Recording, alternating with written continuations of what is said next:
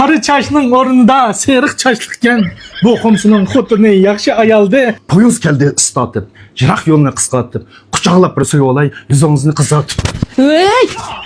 O'zingizdek kelishgan xulqingiz yo'qdir. Bakmi jiddiy tursiz. Xotiningiz yo'qdir. Yo'q. Gullar ara chimanda Ra'noni ko'rdim.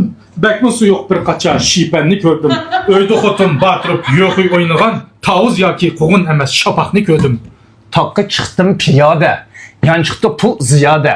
Tunishdik biz tantanda, bu qiz menga rada. Tunaginki qari chash bugun yo'q ekan.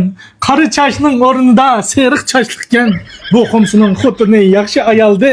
Tezak gul qisqandak bakmi shallaqkan. Qani qara chash, qani qara chash. Menga olgan zanjirni chekingizga tengib oling. Mundaq shapaq bo'lsangiz, qo'ngingizni qisib oling. Havadan uçup düşken kamıda, yamg'onida, ben qo'ng'atda fuyanni başka işi yo'qmidi bu yerda. Ranfiziya o'ltirar bir erkak kishi nasihat qilsa sakrab qopgan nadonning ishi. Bak bana adashma so'mifa chiqaman. Lachin chiqdi osmonga, hozir kiraman xotinga. Hergiz fursat bermayman, sen numussiz shabar. Mana Nuriman. Her vaqt tayyor turaman. I love you desangiz, siz uchun men o'laman. Yiroqlarga dan ketgan Lazixumarning ranfizisi, podig'ini yig'ratgan maning tattal tangisi. Ya yo'qlayma, sarangma adashmanga.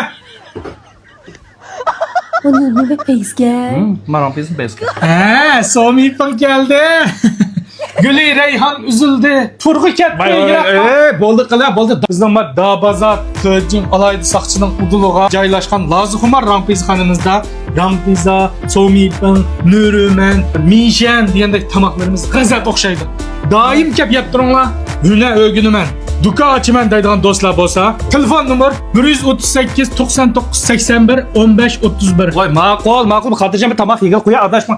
Yordim men sig'indim. Voy, manga. Motodan mashina yaxshi, xotinda oshna yaxshi.